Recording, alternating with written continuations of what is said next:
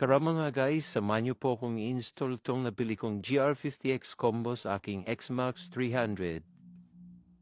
Ayan, bali, una ko nang in-install yung isa, tsaka bracket na stainless. Diyan po yung mounting point niya, chassis, tsaka dun sa ibaba. Kabilaan po yan, left and right.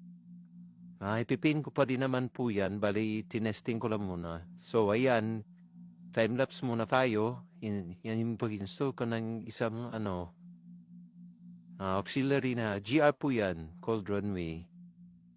Ayan. Bali, pinupwesto ko po muna para makita na sakpo. Yan po yung lens, separate po yan. At ayan, pa-install na po. Bali, mounting po muna tayo sa kaniyang wiring na yan. Bali, zip tie na lang po natin yung wire dyan sa bracket. At dito po tinatanggal ko na yung mga MDL. Tsaka may harness po kasi ako ng auxiliary lights dyan na round band. Pangit. Kaya tinatanggal ko na po. Ayan, una natanggal yung relay. Tsaka susunod yung MDL harness. Ayan po. Hihirapan tayo dyan kasi napakarami pong wires na kailangang tanggalin. Ayan na po. At ayan po yung MDL. 2 years din sa akin yan na okay naman yung quality. Hindi naman nasira.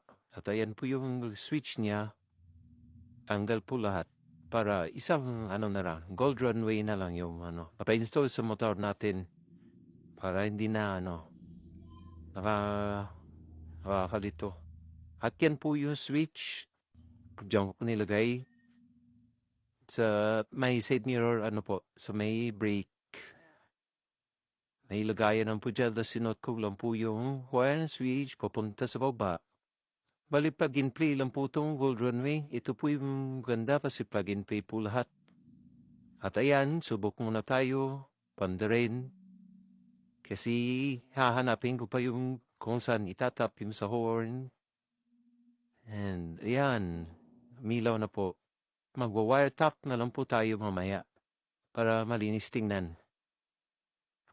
Bali, yung isa white, yung isa yellow kasi hindi ko,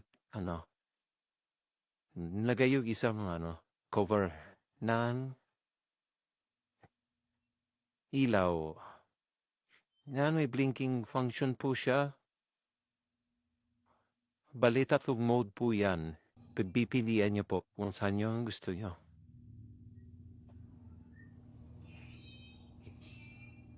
Ito yan.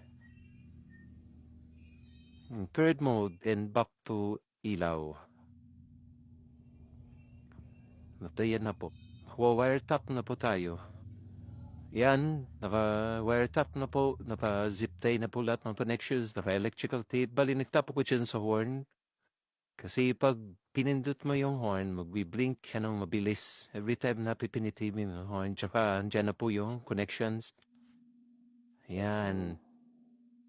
Bali, papalit ako yung Allen bolt na yan kasi medyo makalawagin. At ayan, balik cover. Nagubad na ako dyan kasi masyadong mainit. Papawisan na ako. Bali, time-lapse na po tayo dyan.